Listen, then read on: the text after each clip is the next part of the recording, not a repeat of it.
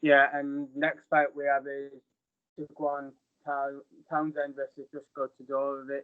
Obviously, Dusko Todorovic is obviously a guy that's been touted to make his debut for a while now. He obviously won last summer in the Contender Series. He's a guy that has been waiting a long time for this.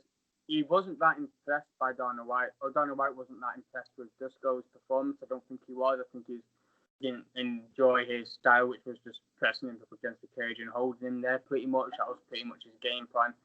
Obviously, Dana White's Contender Series, he normally likes guys that go for the first round KOs, so that's his kind of style. But you think he might as well give him a chance. He's had, I think, 3 or 4 fights being cancelled with John Phillips, mainly it was, and then I think maybe another one. But he's finally making his debut here. I think he should win this fight. I think he'll be too good for Daquan Townsend here, and Townsend's actually struggled recently, so I think Todorovic will win by decision. Now, before I say why the hell is this fight on the main card? I mean, yeah, and this main card starts over here at 4:30 a.m. 4:30 a.m. I mean, it's not even the best card, but I will watch it.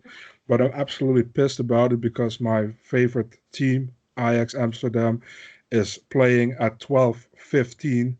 That's after on Sunday because I have barely like 4 or 5 hours sleep after this card. So that annoys me. But besides that, that has nothing to do with this. So I'm sorry. Daquan Townsend, he had some tragedy, man, in his life. I think his two brothers or something got murdered. I think. I don't know exactly what the story is. You should read it on MMA Junkie. I haven't read it at all myself, but I saw some posts of him on Instagram like lately. He's fighting now Dusko Todorovic. Listen, man, Todorovic should win this fight, man. This is a fight perfectly for him for his UFC debut. I think they set him up here for a win as well. Give me Dusko Todorovic via. Let's go with a very clear unanimous decision. Townsend is tough to finish. And yeah, I agree with you. I don't think obviously this card starts 3:30 our time, I think, but I think you're an hour ahead of us, so our time is quite bad for cards as well. So at least we've got Khabib versus Gaethje at a good time. I think it is. I think it was like last year. Yeah, and imagine people complaining about that in the US, man. I'm like, we should be the one complaining, man. Come on. I think they do it on purpose. I think they kind of like moan about it on purpose just to annoy the European fans. I think, but I agree. I don't think it should be a main card. I get it because Todorovic is undefeated. I think they want to kind of push him. I think that's why it's on the main card, really. It probably could have been a main card. It could have been a prelim main event and put Condit versus McGee on the main card, probably because of the name value there. That would have made a bit more sense. But I guess they need something to tune into the main card. So you've got guys like Condit and McGee to start to end the prelims. So yeah, I mean, you know, I don't want to talk shit about anybody because I really like Jorgen de Castro, for example, and Carlos Felipe. I have no problem with him as well, but that's a co-main event. How? Yeah. I mean, how? How do you not make Juliana Pena against Germaine de Randamie the co-main event? I mean, then you have a co-main event girl fights. I don't care. You put the main event as a girl fight. The second best fight on the card is also a girl fight. So that's your thing, UFC. I mean, if you didn't want that to happen, you should have put another fight on it. You have more fights on the fight island. I mean, the October 10 card looks great. It's 14 fights so far. So yeah. Next, we have Kyler Phillips versus Cameron Else. I think that's how you pronounce it. Yeah. Cameron Else is obviously someone that was rumoured, I think, to fight either Nathaniel Wood or Jack Shaw. I can't remember which one it was, but that never happened. I don't think he ever agreed to it. I think it was just rumoured. Do you know anything about that? Was it Nathaniel Wood or like Jack Shaw? I can't remember which one it was. I don't know. I think I know he beat Paddy Pimblett, but that is a long time ago. But I don't know if he had to fight Nathaniel Wood or Jack Shore. I have no idea, honestly. Do you want me to break it down or what? Yeah. Yeah. So I mean, the thing is with Cameron Els, I know it's a short notice fight, but he got like three notable names on his record. I think it's Aiden James, Dylan Took, and Paddy Pimlet, and the last two are pretty in the early in his career, I think. He's training at Jackson Wink, so that's maybe also a part why he getting this fight. You know, he's in America already or in the U.S., so he only had to go in quarantine for a few days in Las Vegas, and then moving to Abu Dhabi. Um, Kyler Phillips, very impressed, man, with him in his debut, man. He looked very good in that fight. Got the fight of the night decision, or got the fight of the night bonus as well. Won the fight. Um, Overall, a very very strong fighter in my opinion. Also has that Jesus look now. So um, Cameron Else, I don't think he can match with Kyler Phillips at this moment, man. I think I was laughing at somebody, man. I posted this fight announcement, and I was like, Carla Phillips is fighting someone else. So, Carla Phillips, man, all the way. I think he finishes him. Submission second round. Yeah, I think Phillips will win as well. Obviously, Cameron Else is obviously a featherweight, I think, as well. I think he's alternated between a featherweight and bantamweight division. I think his last fight was in the featherweight division. Because also like Topology had him ranked 22 second in the featherweight division in Europe, I think. No, in UK and Ireland.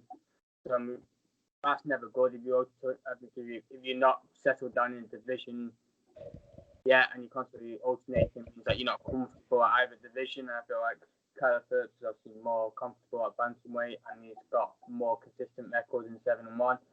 Like you said, he looked good against Gabriel Silva in his last fight, and Gabriel Silva is a decent fighter. He had a decent record as well, so there's a lot of hype between that fight.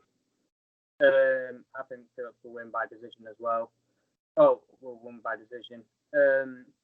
Next, we also have Jermaine Durandame versus Juliana Pena. Obviously, Jermaine Durandame coming off a loss to Amanda Nunes, but she made it quite difficult for Nunes for quite a lot of that fight. I think it was very close. It wasn't very close, but I think a lot of the rounds were very competitive. She put a really good outing out. I don't think it was anything to be ashamed of. I know more about Durandame than I do about Juliana Pena, so I think I'm going to go Durandame. I think she's got the better position. She's obviously sniffed a world title before. I think she'll win. Obviously, she's your countryman, so or countrywoman. How do you see that fight going? Yeah, man. I think when people told me like Nunez is going to knock out Durandame, that's like your guys are crazy, man. I mean, maybe with ground and pound that's possible, but definitely not stand up. Jermaine is too good for that. So she's fighting Pena. Pena won the Ultimate Fighter. She's a fun fighter. I think she's fun to watch, but she had some tough injuries in her career, which really delayed her career so far. Um, I think her last fight was against Nico Montagna, right? It was a close fight. She did well. Um, JDR, Durandame, GDR, I should say. She is solid, man, stand up, but her ground game, man, she gets easily taken down, and that's a problem, you know. And if she gets a problem with getting takedowns, I mean, Pena will definitely go for the ground game here because Pena's ground game is better than her stand-up game. Like the Randomy's stand-up game is better than her ground game. So it's like striker versus grappler. The thing is, if the Durandame lands, she can knock out Pena, But if Pena gets her to the ground, keeps her on the ground, Pena can get the decision here. So I think it's a 50-50 fight, although I think many people will easily pick Durandame. I don't think it's that easy, but I'm taking Durandame here by TKO in the second round via ground and pound. But she will have a difficult fight with Pena. It's stylistically a tough fight for her, I think. And like you said, this is probably a fight that should be the co-main. No disrespect to De Castro and Carlos Felipe, but they're both coming off losses as well. They shouldn't really be co-main event. And obviously, I know under the circumstances, they're trying to get anyone they can, but I feel like they're kind of past that now. I feel like there's a lot more cards where they can shoot. We don't have to rush to get a co-main. I think they could have moved this fight down a bit. I don't even think it should be on the main card, really. I know that might be a bit harsh, but I agree. I don't really like the heavyweight division, and I've said this before. Everyone talk about like the flyweight division going. If any division I feel like should go, it's the heavyweight division, because yes, it gives us knockouts, but if it doesn't have any knockouts, the majority. When was the last like bomb burner a heavyweight fight was? I don't know.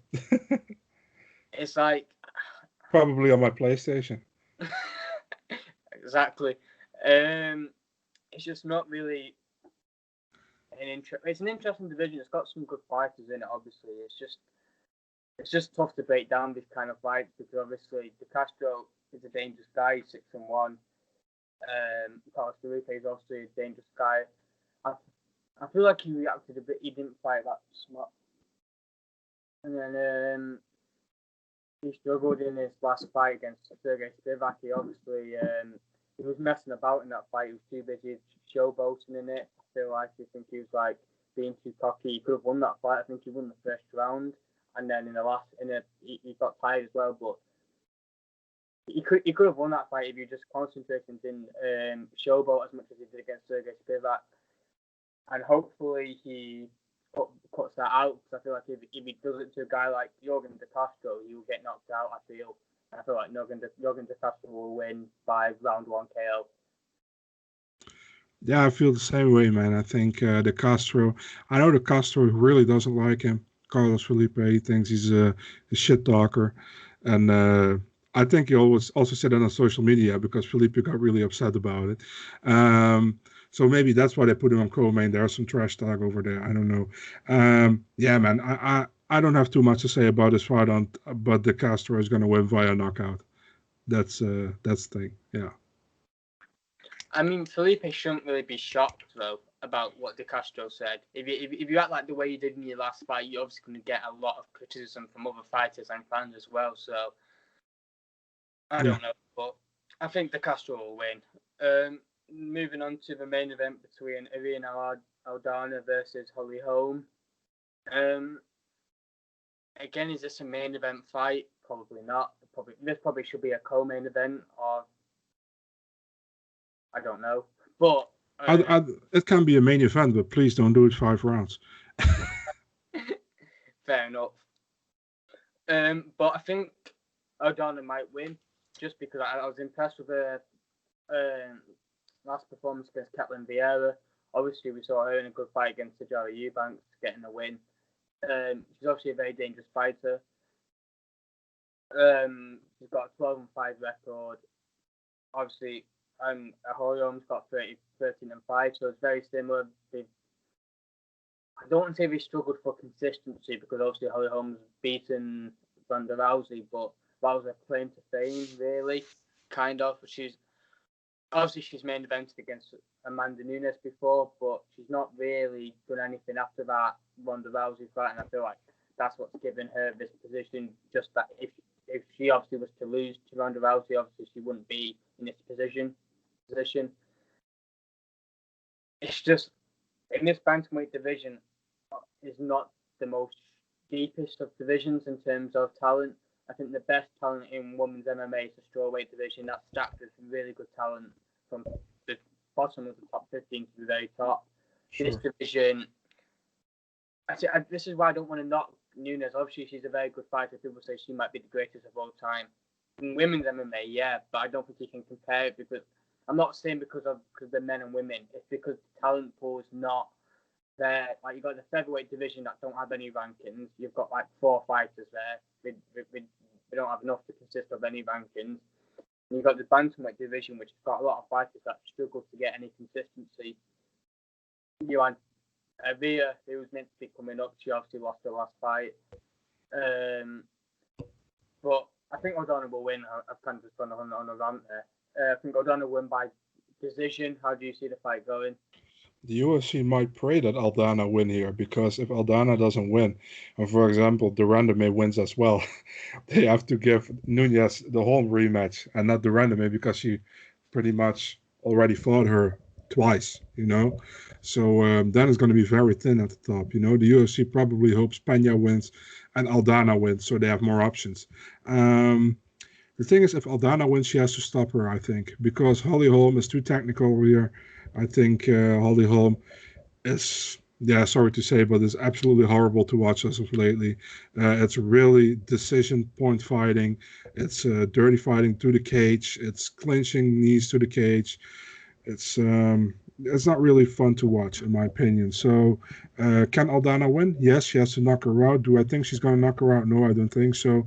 Holly Holm, unanimous decision after 5 rounds. But please, I hope it will end in a finish. And I don't care who finishes who, but please don't let me sit 5 rounds at 7:30, 8 a.m. in the morning watching this one, because that's going to be very tough.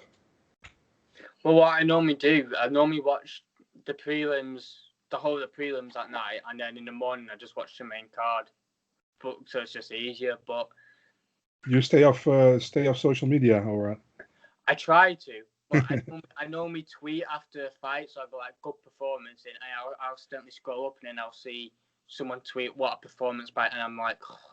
But I normally keep off it for the first 3 fights of them, sometimes even the co-main, but the main event always gets spoiled for me. So I'm like, it's hard to get me go, wow, what a finish that was. I'm like, you already kind of know, which is a bit annoying. But yeah.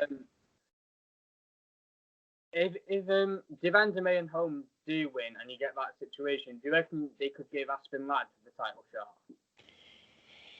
No, I don't really think so, man. I think Ladd doesn't have a fight right now, right?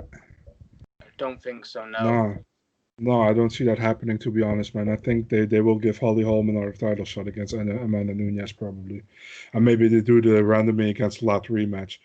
Or they do the randomly against Irene Aldana. You know? Or they do Aldana against Ladd, and they do let him, the winner of that fight, gets fight with Nunes. It's very thin at the top of the women's bantamweight division now. I just quickly want to talk about some MMA fights coming up. Obviously, yeah, we've got one next month coming up with Figueiredo versus Cody Garbrandt. I've said what I've said about the fight. I think it's good and bad for the flyweight division. I think it elevates the division in the sense of if Figueiredo wins, because Cody Garbrandt is a huge name in any division, really, in the bantamweight or flyweight division. He's very marketable. I think Figueiredo's obviously, you've got a flyweight now, as good as Johnson was, you've got a flyweight now that can finish people in terms of like KOing people. It's more of a highlight reel kind of stuff, which is more marketable for the UFC. And I feel like if Figueiredo was to win, that would elevate the flyweight division up so high, and because it's got a main event of a pay-per-view position. But if Garbrandt was to win, it would just damage the division, because everyone know what Garbrandt's going to do after that. He's not going to fight Moreno. He's not going to fight Askarov or Perez. He's going to fight Jan. So you might as well have just made Jan versus Garbrandt for the bantamweight title anyway, because they've already had beef anyway. They've already met in the corridor of a pay-per-view last year, I think it was. So they already had that as a selling point. So I just feel like they booked themselves in a corner in terms of if Garbrandt wins. But if Figueiredo wins, it just does wonders for the flyweight division. What are your thoughts on that fight? I have nothing to add, man. You have exactly said my point. I don't really like it. I mean, in a division where you have contenders like Brandon Moreno, Alex Perez, Askar Askarov. I mean, now Brandon Royval. Brandon Royval is added to that as well now. I mean, you don't have to put Cody Garbrandt there. I understand why they did it, but I don't like it, because like you said, if Cody wins, he wants to fight Piotr Jan. He's not going to fight for a flyweight title. So then we have the same shit again, like we had with Henry Cejudo. That's really not what the flyweight division needs, and I think the UFC just stupid because of that. But I said it already. I said it really right after the booking that I didn't like it. Some people definitely agreed. Some people didn't agree. It's like, Cody can give that shine to the flyweight division. I really think Cody stays at the flyweight division if he gets the belt. Of course not. He's not going to hurt his body if he can if he gets the opportunity to go to bantamweight division to fight Sterling, Jan, or whoever for a title, he will do it. So it's pretty much, in my opinion, I really had the feeling like, listen, Moraes against Sandhagen wasn't made yet. Um, Moraes was in the running for the title shot. Sterling was in the running, and Garbrandt for some reason was in the running. And I had the feeling like the UFC maybe made it Jan against Sterling, and then they had to do Garbrandt against Moraes. But we all know both guys are managed by Dominance MMA. And I don't really think Ali likes to have two of his top bantamweights fighting each other, not for a belt. So I think they made a very smart choice by putting Garbrandt to flyweight, keeping him there, trying to get a title shot. Marlon Moraes getting a number one contender fight, maybe against Sandhagen, and trying to get both guys a title. I think that's what happened. And it's smart by Dominance, but it's stupid the UFC fell for that. And that's how I see it. And also, I've said this in a previous podcast, I don't like guys coming off one win unless you're beating the number one contender. He's coming off a win over Asunsa, who's bottom of the top five. He was his fifth ranked at the time. And he was arguably on the, I don't want to say arguably on the slide, but his performances were a bit declining. But in that fight, it wasn't like Garbrandt went in, dominated him. That KO came from him being on the back foot. So it wasn't like he was pressuring Asunsa, dominating it. He was getting pressured himself, and he probably wouldn't have got that KO if Asunsa didn't come in, throw whatever he threw, and he got clipped. That's what it was. It wasn't like he was coming off a massive dominant win. I don't think it wanted him a title shot, and Figueiredo's probably a guy that's going to move up to the bantamweight division anyway. I feel like, because he's a big guy anyway. So, but before that, I'd have liked him to fight. I think Marino really does deserve it, because I think he's the most improved fighter we've seen come back to the UFC fight. UFC, he got cut he came back within a year. He got cut. I think he won his title in the LFA, and then he came back again. Askarov, I think it was. He got a draw to him. I thought he won that fight. Then he fought Formiga, Pantoja. I think it was Formiga. He also fought Cara France, right? Yes, yeah. That was his next fight, and then he fought Formiga. Yeah. But I want to ask you, many people say Moreno deserves it the most, but then we have Alex Perez, and I always bring this one up because Alex Perez finished Jordan Espinosa. You can say it's like fighting Cara France, maybe not the same level, but around that. Then both guys fought Formiga. Moreno won against Formiga, but it was a close fight, and I personally scored it for Formiga 2-1. So, but I won't nitpick about it. But Perez finished Formiga in the first round via leg kicks, So how people saying Moreno is more deserving than Perez is weird to me, because Perez pretty much got taken out of the flyweight rankings because he went to bantamweight because the UFC wanted to close down the flyweight division, So he was like around, I think it was around 7 or 8. And then they throw him out because he fought at bantamweight. And then the UFC said, yeah, we're sticking with the flyweight division. So we went back to the flyweight division. He had to climb up all over to get back there. So in my opinion, Perez is more deserving than Moreno. But it's 50-50. I don't really mind if Moreno get it, but I don't really get the thing with people saying that Moreno is much more deserving. Yeah. Obviously, them two are fighting each other soon, I think it is, as well. So obviously, we'll get to know who is the most deserving, obviously, because they're fighting each other. Yeah. It's not, with this Garbrandt fight, it's not the fact that I don't like it in terms, I'm sure it'll be a great fight, and that's not what I don't like about it. It's obviously the things that we've said about it. The circumstances. Yeah. Yeah, me too. Obviously, sticking up with the smaller divisions in moving up to the bantamweight division, obviously, the bantamweight division is a bit of a mess right now, not in terms of the talent, in just terms of the title picture. Obviously, it should be Sterling, and it's probably nailed on to be Sterling now, obviously, with Moraes versus Sandhagen taking his box. But you never know, if Moraes sparks Sandhagen out within the first round, he could be like, all right, give me my title shot in December. Because Jan's probably going to fight on that December card. They like doing the triple header with Usman, Burns, Anderson, and Nunes. There's probably going to be a Jan defense there somewhere, like it was last year. They seem to do that. And he fought in the triple header in July, didn't he, as well? So they like doing these triple headers with Jan. So you never know. And I feel like Moraes versus Jan should have been for the vacant title because you had that fight booked already for Kazakhstan. Like, everything was agreed. It surely wasn't that much of a... Obviously, because the COVID situation was bad, I'm not sure whether Moraes' gym got affected by it or whether he got affected by it at that time. And it wasn't even... It was meant to be in June the 6th, wasn't it, the Kazakhstan... Or June 13th, the Kazakhstan card. And obviously, Jan fought July 11th. So it was like less than a month difference between the fights. Do you know how come that fight didn't get made, or... The Jan against Moraes, because it was supposed to be in Kazakhstan, Nur Sultan, but that didn't happen. COVID, as you know, and then it was in Vegas, but I don't think Jan could fight in Vegas so quick. They couldn't get a working visum or whatever. So he fought at Fight Island, he fought Aldo. I think they could have done Sterling versus Sandhagen for the vacant title. And the winner of that one would fight Jan for the title in Fight Island. I don't think Jose Aldo should have fought for a title. You have 2 losses. Yeah, but the UFC really don't care anymore for some reason. I don't know what that is, but I think you shouldn't get a title fight if you have 2 losses in your record back to back. No, you shouldn't even have it when coming off 1 loss. I don't think. That's true. I just feel like you can just...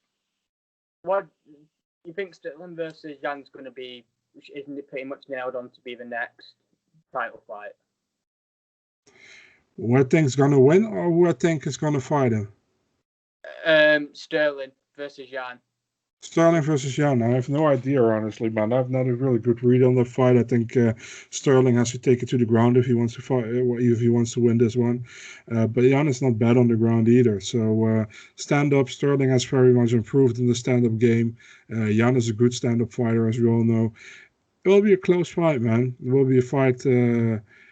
I don't think there will be an obvious winner in this one. If you predict it.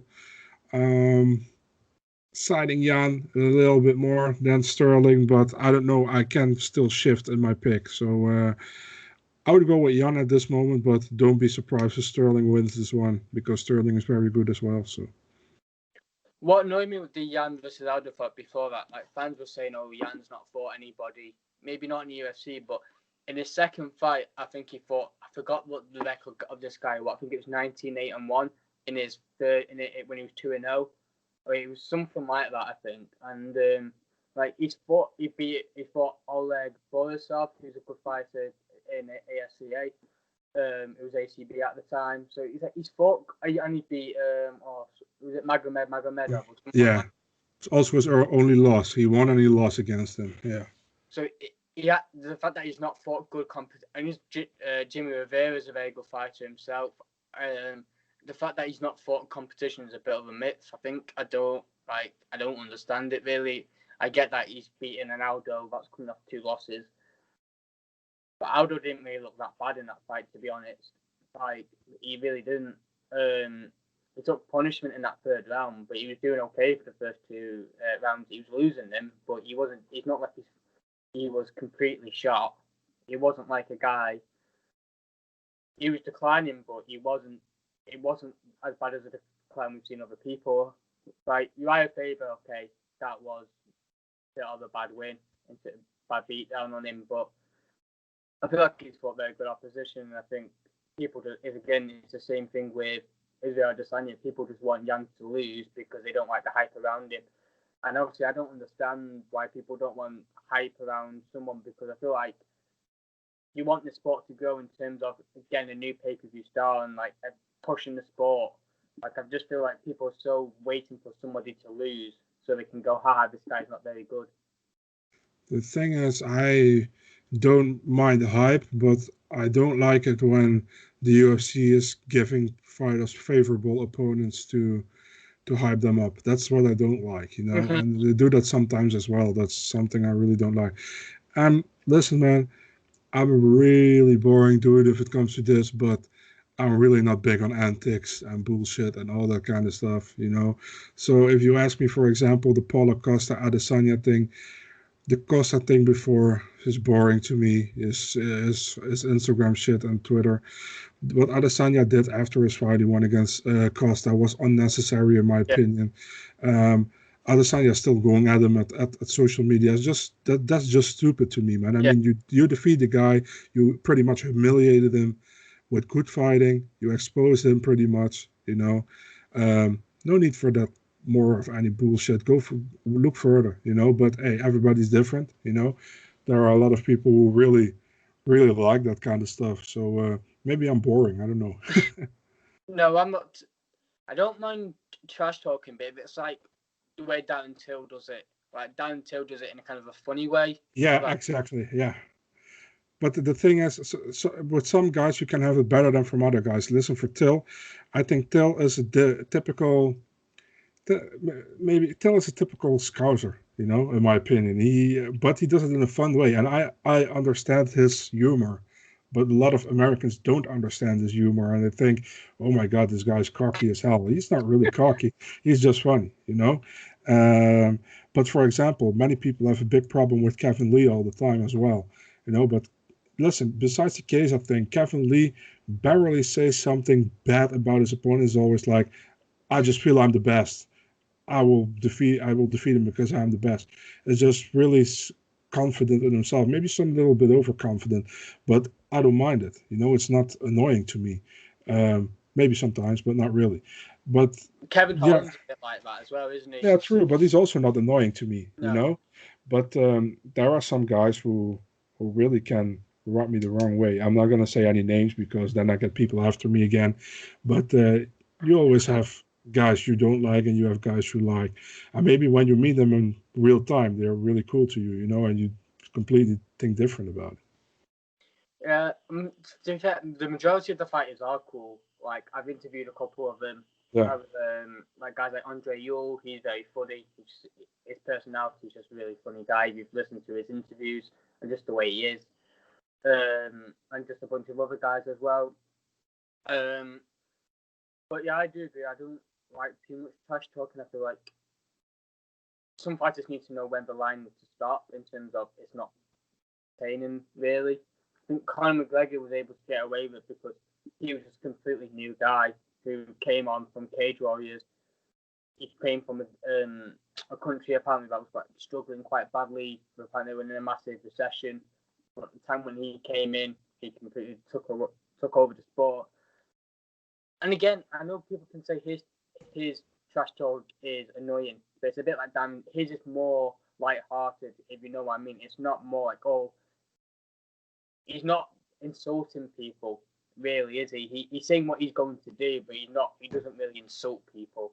In terms of his trash talk, obviously what he's done outside, make what you mind up on that. But Yeah, with Connor, I don't want to put you on the spot, but I don't really agree with you on that. I mean, he said bow to them feet, Nazi, against Dennis Seaver on Twitter. At that time, I wasn't really that much following sports. So I just watched the fights. I didn't really watch.